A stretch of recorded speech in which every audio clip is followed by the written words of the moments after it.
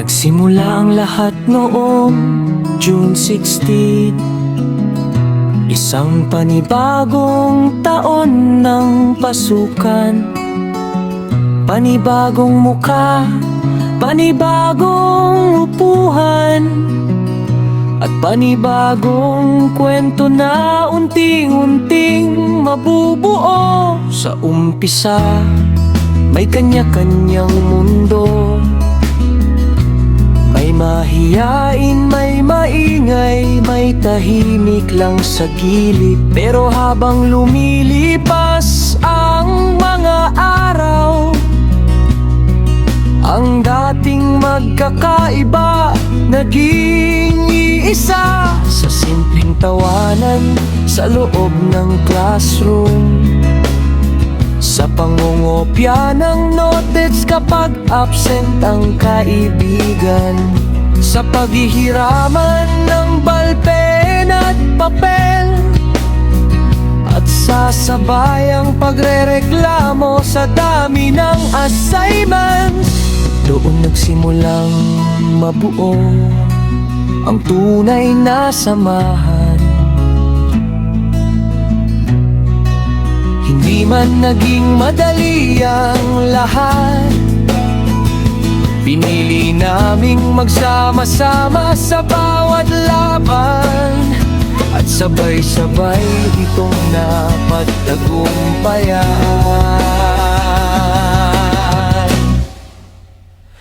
Noong July, pinatunayan namin ang aming enerhiya sa Zumba competition.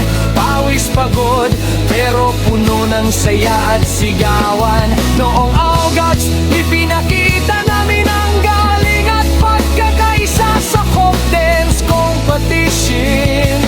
Bawat galaw, bawat hagbang, dala ang puso ng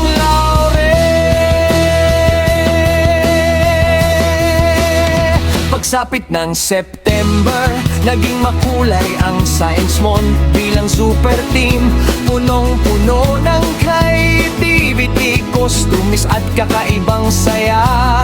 Noong November, pinatingkad namin ang aming mga boses sa choral reading contest. Sabay-sabay, iisa ang tinig, isang mensahe. Noong December, naramdaman ang init ng Pasko sa aming Christmas tree sa advice.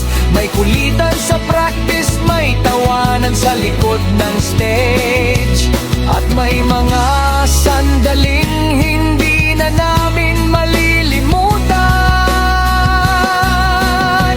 Pagsapit ng February, muling ipinamalas ang talento sa mock dance competition, kung saan pinagsama ang talino at galaw sa iisang entablado. Pero hindi lang naman umiikot ang taon sa kompetisyon at performance. May mga araw na ang pinakamasayang nangyayari ay ang mga simpleng bagay.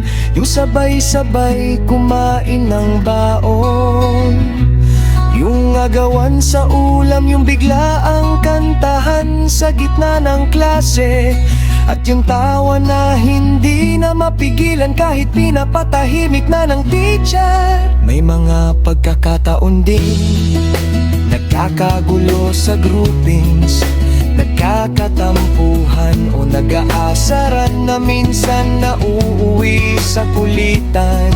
At oo, hindi rin mawawala ang pagiging pasaway.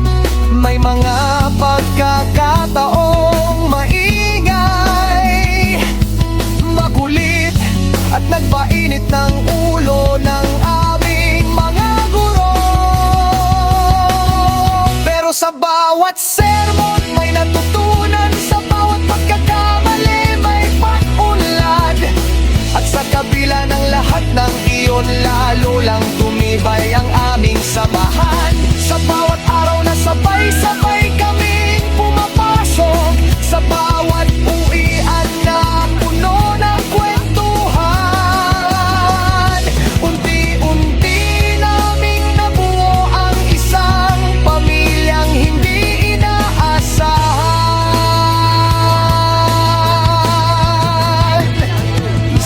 Pamilyang hindi perpekto,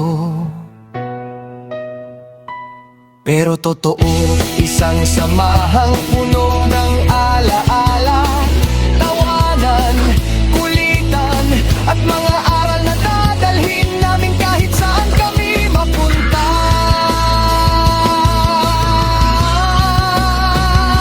Ito ang Laurel, hindi lang isang seksyon, kundi isang tahanan. At kahit matapos man ang taong ito, mananatili sa amin ang bawat alaala, bilang paalala ng isang panahong naging masaya kami, naging totoo, at naging kami. Dahil sa huli, ang Laurel ay hindi lang kwento ng isang taon, kundi kwento ng pagkakaigan na panghabang buhay.